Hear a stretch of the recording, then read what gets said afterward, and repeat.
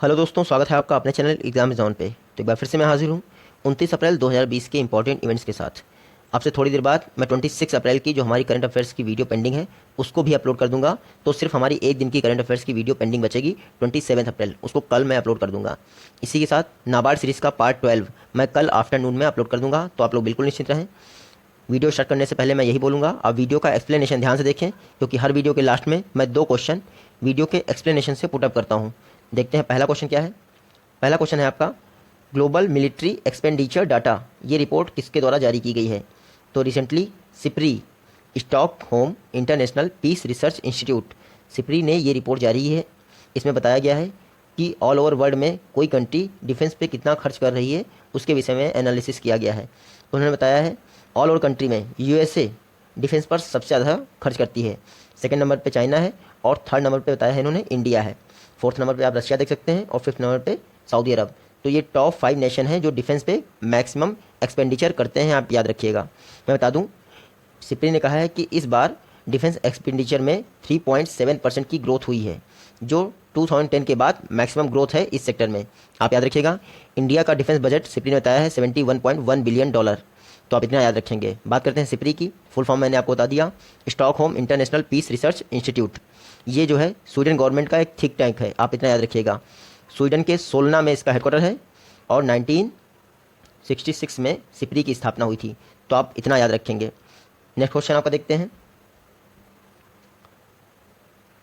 आपको बताना है किस इंडियन बैंक ने सेल्फ हेल्प ग्रुप के लिए स्पेशल बोरोइंग प्रोग्राम लॉन्च किया है? तो इंडियन ओवरसीज़ बैंक ने सेल्फ हेल्प ग्रुप के लिए बोरोइंग प्रोग्राम्स लॉन्च किया है स्पेशली। मैं बता दूं आपको, इन्होंने कहा है कि जो सेल्फ हेल्प ग्रुप हैं उसमें पर पर्सन 5,000 तक का लोन, या फिर ऑल ओवर ग्रुप को मैक्सिमम 1 लाख तक का लोन ये प्रोवाइड करेंगे। तो इसका मतलब क्या हुआ, एक सेल्फ हेल्प ग्रुप में कितने भी पर्सन हो सकते हैं आप जानते हैं। तो उन्होंने कहा है कि अगर जैसे 20 पर्सन तक रहे एक सेल्फ हेल्प ग्रुप में, तो 1 लाख तक का लोन उनको प्रोवाइड किया जाएगा ऑल ओवर ग्रुप को। और आप देख सकते हैं इसमें अगर पर पर्सन डिवाइड करें तो हम 5,000 का हो जा रहा है। लेकिन अगर 20 लोगों से ऊपर रहे किसी सेल्फ हेल्प ग्रुप में, तब भी ये 1 लाख तक का ही मैक्सिमम लोन प्रोवाइड करेंगे। और अगर 20 से नीचे रहे तो आप देख सकते हैं पर पर्सन को ये 5,000 रुपीज़ के हिसाब से लोन प्रोवाइड करेंगे। तो जितने पर्सन उस ग्रुप में होंगे उतना ही लोन उनके लिए सैंक्शन होगा।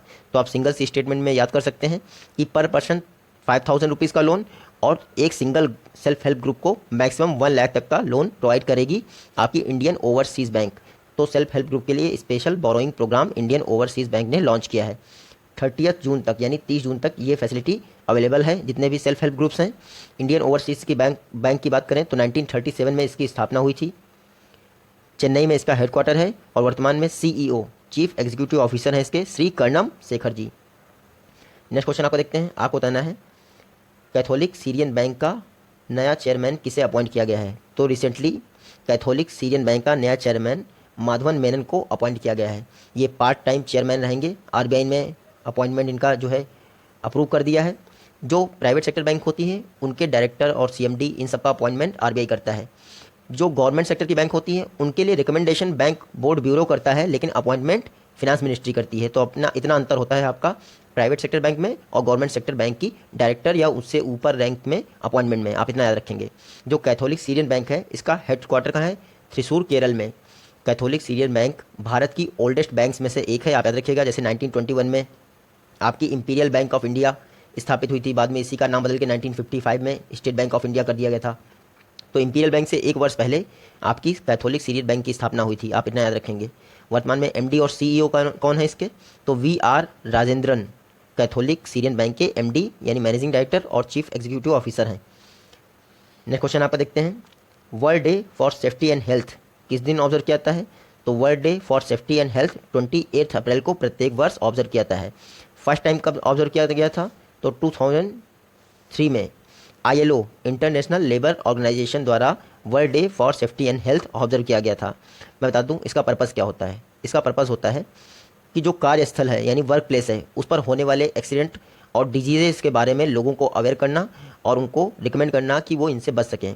इस समय कोरोना वायरस चल रहा है, इसलिए जो आपका इंटरनेशनल यानी world day for safety and health था उसका थीम 2020 के लिए क्या है आप नोट कर लीजिएगा। Stop the pandemic, safety and health at work can solve lives, ये है आपका थीम।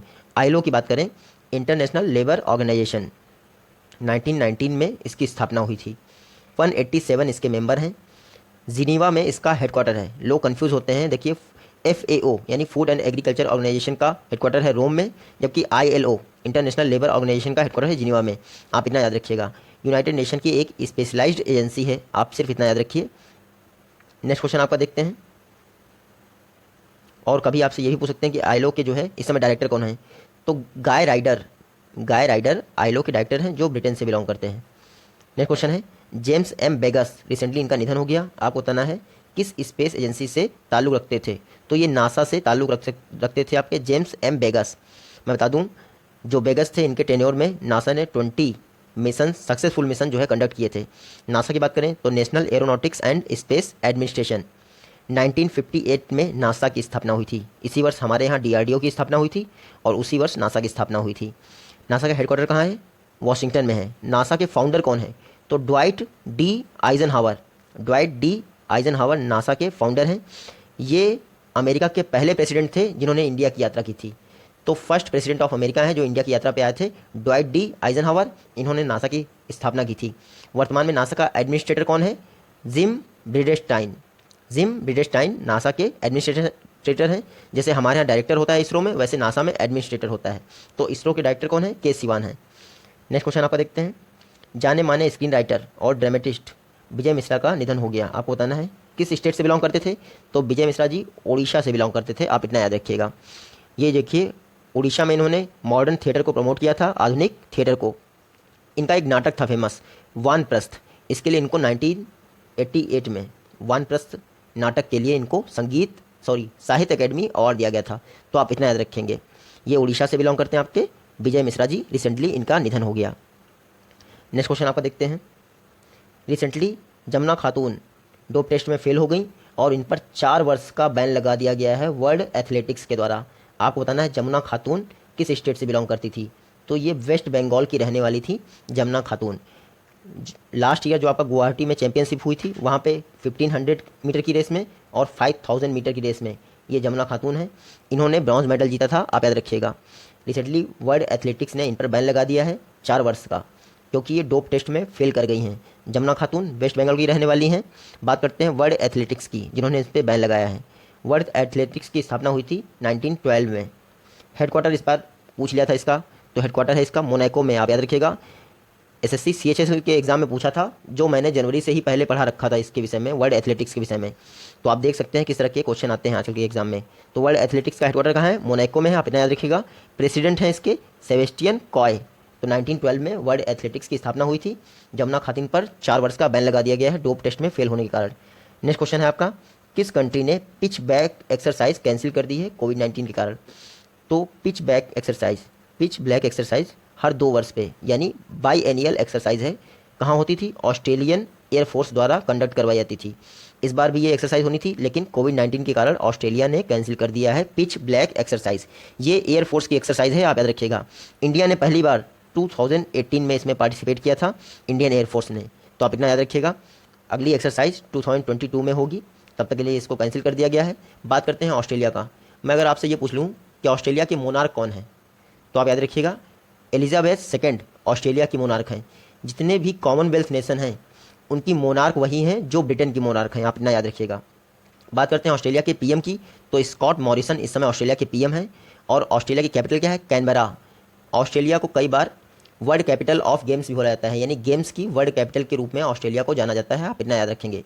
रिसेंटली ऑस्ट्रेलिया ने ड्रॉट यानी सूखे की वजह से 10,000 ऊँटों को मारने का डिसीजन लिया था, इसलिए ऑस्ट्रेलिया चर्चा में था। नेक्स्ट क्वेश्चन है, रिसेंटली बोडोलैंड टेरिटोरियल काउंसिल के एडमिनिस्ट्रेशन का चार्ज किसने लिया है। तो जगदीश मुखी जी, जो असम के गवर्नर हैं, उन्होंने बोडोलैंड टेरिटोरियल काउंसिल के एडमिनिस्ट्रेशन का चार्ज लिया है। क्यों इन्होंने चार्ज लिया है, जो हमारे संविधान की 6th शेड्यूल है, देखिए 5th शेड्यूल SC से रिलेटेड है और 6th शेड्यूल आपके AMTM यानी असम, मेघालय, त्रिपुरा, मिजोरम के आदिवासी क्षेत्रों से रिलेटेड है। जो बोडोलैंड टेरिटोरियल काउंसिल है वो आदिवासी क्षेत्र से रिलेटेड है और 6th शेड्यूल में ये प्रावधान है कि जितने भी आदिवासी काउंसिल होते हैं या क्षेत्र होते हैं उनका कॉन्स्टिट्यूशनल हेड वहाँ का गवर्नर होता है, आप इतना याद रखिएगा। तो ये आपका असम, मेघालय, त्रिपुरा, मिजोरम 6th शेड्यूल में लिस्टेड है। कभी आपसे पूछ लेते हैं एग्जाम में कि इनमें से कौन सा स्टेट सिक्स शेड्यूल में लिस्टेड नहीं है, तो उसमें मणिपुर का ऑप्शन रहता है। और लोग AMTM याद कर लेते हैं तो कन्फ्यूजन आ जाता है उनको कि M से तो मणिपुर भी है, मेघालय भी है, मिजोरम भी है, कैसे एलिमिनेट करें। तो सिर्फ आप इतना याद रखिए, जो AMTM है उसमें मणिपुर इंक्लूड नहीं है, बाकी जितने स्टेट M से आते हैं वो सारे इंक्लूड हैं नॉर्थ ईस्ट के। तो रिसेंटली नॉर्थ ईस्ट की बोडोलैंड टेरिटोरियल काउंसिल यानी असम की बोडोलैंड टेरिटोरियल काउंसिल के एडमिनिस्ट्रेशन का चार्ज आपके जगदीश मुखी ने लिया है, जो असम के गवर्नर हैं। आप इतना याद रखेंगे। मैं बता दूं, रिसेंटली असम में कामाख्या देवी मंदिर है, वहाँ पे अंबुबाची मेला होता है हर वर्ष। उस मेले को कोरोना वायरस के कारण असम गवर्नमेंट ने कैंसिल कर दिया है, तो आप इतना याद रखिएगा। और जो आपका बोडोलैंड टेरिटोरियल काउंसिल है, एडमिनिस्ट्रेटर तो आपके गवर्नर बन गए हैं जगदीश मुखी, लेकिन इसका सेक्रेटरी भी नियुक्त होता है। तो सिद्धार्थ सिंह इसके सेक्रेटरी नियुक्त हुए हैं। आप यहाँ देख सकते हैं असम की कैपिटल क्या है, दिसपुर है। CM है सर्बानंद सोनोवाल जी, और जगदीश मुखी जी यहाँ के आप देख सकते हैं गवर्नर हैं। ये मैंने आपको बता दिया। एग्जाम में ये बहुत पूछते हैं कि वर्ल्ड का लार्जेस्ट रिवरिन आइलैंड यानी वर्ल्ड का सबसे बड़ा नदी द्वीप कहाँ स्थित है, तो असम में स्थित है। ब्रह्मपुत्र नदी के बीच में स्थित है, माजुली द्वीप इसका नाम है। आप इतना याद रखेंगे। नेक्स्ट क्वेश्चन देखते हैं, किसने वेब डैशबोर्ड प्रकृति डेवलप किया है कोरोना वायरस के असेसमेंट के लिए। तो प्रकृति डैशबोर्ड आपका IIT दिल्ली ने डेवलप किया है। यहाँ पे आप फुल फॉर्म देख सकते हैं प्रकृति डैशबोर्ड की, prediction and assessment of corona infection and transmission in India. देखिए डिस्ट्रिक्ट वाइज डाटा अवेलेबल करवाएगा, जो आपका हेल्थ मिनिस्ट्री का डाटा होगा, WHO का डाटा होगा, नेशनल डिजास्टर मैनेजमेंट अथॉरिटी का डाटा होगा। ये सबका डाटा एक ही जगह पे लाके उसको लोगों को डिस्ट्रिक्ट वाइज अवेलेबल करवाएगा, जिससे हम कोरोना वायरस के स्प्रेड के विषय में प्रेडिक्ट कर सकते हैं कि कहाँ पे कैसे स्प्रेड कर रहा है, और उसको ट्रैक भी कर सकते हैं। तो आपका प्रकृति डैशबोर्ड ये IIT दिल्ली ने डेवलप किया है, आप याद रखिएगा। ये ऐसे एक प्लेटफॉर्म के रूप में कार्य करेगा जहाँ पे हम कोरोना वायरस सारे डाटा को एक ही प्लेटफॉर्म पे ट्रैक कर सकते हैं। नेक्स्ट क्वेश्चन आपका देखते हैं, किसने एयरटेल के साथ 5G नेटवर्क कैपेसिटी और कस्टमर सेटिस्फेक्शन को इम्प्रूव करने के लिए पार्टनरशिप की है। तो रिसेंटली नोकिया ने एयरटेल के साथ पार्टनरशिप की है 5G नेटवर्क कैपेसिटी और कस्टमर सेटिस्फेक्शन को इंडिया के 9 नेटवर्क सर्किल में बूस्ट करने के लिए। तो जो ये डील हुई है नोकिया और एयरटेल की, ये $1 बिलियन की डील है, लगभग 7,636 करोड़ रुपए की डील है एयरटेल और नोकिया के बीच में। ये इंडिया के जो 9 नेटवर्क सर्किल हैं वहाँ पे 5G नेटवर्क कैपेसिटी को बिल्ड करेंगे, ताकि अच्छा 5G नेटवर्क लोगों को प्रोवाइड किया जा सके और कस्टमर सेटिस्फेक्शन प्राप्त किया जा सके। नोकिया इस समय एयरटेल के पक्ष में कार्य करेगा, तो आप याद रखिएगा। बात करते हैं नोकिया की, तो नोकिया फिनलैंड की एक कंपनी है। इसका हेडक्वार्टर फिनलैंड के ईस्पू में है, ESPOO, यहाँ पे है नोकिया का हेडक्वार्टर। मैं बता दूँ सितंबर 2020 तक नोकिया के chief executive officer Rajeev Suri ji हैं, जो इंडियन ओरिजिन है, आप इतना याद रखेंगे। नेक्स्ट क्वेश्चन देखते हैं, आपको बताना है किसने university impact ranking higher education के लिए इसका 2nd एडिशन रिलीज़ किया है। तो रिसेंटली हायर एजुकेशन के लिए यूनिवर्सिटी इम्पैक्ट रैंकिंग का 2nd एडिशन टाइम मैगजीन ने रिलीज़ किया है। इसमें क्या एनालिसिस होता है, देखिए एक टाइम मैगजीन सभी यूनिवर्सिटीज़ का एनालिसिस करती है। उसमें जो है आपकी ऑक्सफोर्ड यूनिवर्सिटी टॉप पे है, आपको पता ही है। एक यूनिवर्सिटी इम्पैक्ट रैंकिंग भी जारी करती है टाइम मैगजीन। इसमें क्या होता है, उन यूनिवर्सिटीज़ को टारगेट किया जाता है जो SDG सस्टेनेबल डेवलपमेंट गोल्स को अचीव करने के लिए बेहतर प्रदर्शन कर रही हैं, आप याद रखिएगा। तो अगर ऑल ओवर इंडिया में देखा जाए तो IIT खड़गपुर ने इंडिया से टॉप किया है। हालांकि ऑल ओवर वर्ल्ड में IIT खड़गपुर की रैंक है 57th, यानी 97वीं रैंक है IIT खड़गपुर की, लेकिन इंडिया से इन्होंने SDG डेवलपमेंट गोल पे काम करने में टॉप किया है आपकी टाइम्स हायर एजुकेशन की यूनिवर्सिटी इम्पैक्ट रैंकिंग में। आप इतना याद रखेंगे। अगर बात करें ऑल ओवर वर्ल्ड में किसने सस्टेनेबल डेवलपमेंट गोल्स पर काम करने के लिए बेहतरीन यानी टॉप पोजीशन हासिल की है यूनिवर्सिटीज़ में, तो न्यूजीलैंड की ऑकलैंड यूनिवर्सिटी है। उन्होंने टाइम मैगजीन की यूनिवर्सिटी इम्पैक्ट रैंकिंग में टॉप किया है। इंडिया से IIT खड़गपुर ने टॉप किया है इंडिया से, हालांकि ऑल ओवर वर्ल्ड में इसकी रैंक 57th है। ये यूनिवर्सिटी इम्पैक्ट रैंकिंग SDG पर सस्टेनेबल डेवलपमेंट गोल पर यूनिवर्सिटीज़ का प्रदर्शन आंकने के लिए प्रोवाइड की जाती है टाइम मैगजीन द्वारा। टाइम जो है अमेरिकन मैगजीन है, न्यूयॉर्क में पब्लिश होती है। इस समय इसके एडिटर बहुत इंपॉर्टेंट हैं, एडवर्ड फेल्सेंथल, ये हैं आपके टाइम मैगजीन के एडिटर, आप इतना याद रखेंगे। नेक्स्ट क्वेश्चन देखते हैं। नेक्स्ट क्वेश्चन है, किसने ब्रिक्स वर्चुअल समिट में जो फॉरेन मिनिस्टर की हो रही थी उसमें इंडिया को रिप्रेजेंट किया। तो ब्रिक्स की वर्चुअल समिट हुई थी। इस समय कोई भी समिट फिजिकल नहीं हो रही है, सारी वर्चुअल हो रही हैं। देखिए वीडियो कॉन्फ्रेंसिंग के द्वारा ब्रिक्स के फॉरेन मिनिस्टर्स की समिट हुई थी, इसमें इंडिया को रिप्रेजेंट किया आपके S जयशंकर ने, तो आप इतना याद रखेंगे। देखिए ब्रिक्स की बैठक इस बार रशिया में होनी थी, लेकिन कोरोना वायरस चल रहा है तो अगर होगी भी तो ये जो है वर्चुअल तरीके से होगी। जो फॉरेन अफेयर्स मिनिस्टर्स की बैठक हुई इसको भी रसिया ने ही होस्ट किया, आप इतना याद रखेंगे। मैं बता दूं ब्रिक्स, आप जैसा इसका देख सकते हैं यहाँ पे BRICS, यानी ब्राज़ील, R से रसिया हो गया आपका, I से इंडिया हो गया, C से चाइना हो गया और S से हो गया साउथ अफ्रीका। तो ये 5 कंट्री जो है ब्रिक्स की पार्ट हैं, आप इतना याद रखेंगे। 2009 में ब्रिक्स का गठन हुआ था। इसका पहला जो समिट हुआ था या कॉन्फ्रेंस हुआ था वो रशिया के यकातेरिनबर्ग में हुआ था। कई बार एग्जाम में पूछ लेते हैं कि ब्रिक्स का पहला समिट कहाँ हुआ था, तो रशिया के यकातेरिनबर्ग में हुआ था 2009 में, आप इतना याद रखेंगे। लास्ट 2019 में हुआ था जो, वो 11th समिट था आपके ब्रिक्स का, वो ब्राज़ील की कैपिटल ब्राज़ीलिया में हुआ था। और 12th जो 2020 में होना है वो रशिया के सेंट पीटर्सबर्ग में होना है। देखिए इस बार 2020 में ब्रिक्स का समिट रशिया के सेंट पीटर्सबर्ग में होना था और उसके साथ ही SCO, संघाई कोऑपरेशन ऑर्गेनाइजेशन, दोनों का समिट सेंट पीटर्सबर्ग में साथ में ही होना था। अब वर्चुअल तरीके से होगा और दोनों को रसिया ही होस्ट कर रहा है, आप इतना याद रखिएगा।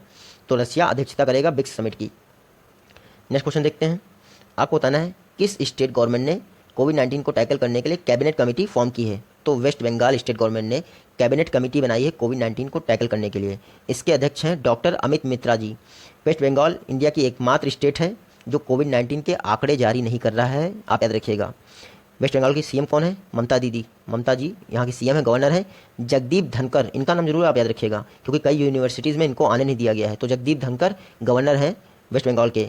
और वेस्ट बंगाल में जूट बोर्ड और टी बोर्ड का हेडक्वार्टर है, कहाँ पे? कोलकाता में। तो जूट बोर्ड ऑफ इंडिया और टी बोर्ड ऑफ इंडिया दोनों का हेडक्वार्टर कोलकाता में है, आप इतना याद रखिएगा। नेक्स्ट क्वेश्चन देखते हैं। किस स्टेट गवर्नमेंट ने जर्नलिस्ट, जो वर्किंग जर्नलिस्ट हैं उनके लिए 15 लाख का कंपनसेशन अनाउंस किया है अगर वो कोविड-19 के कारण उनकी मौत हो जाती है?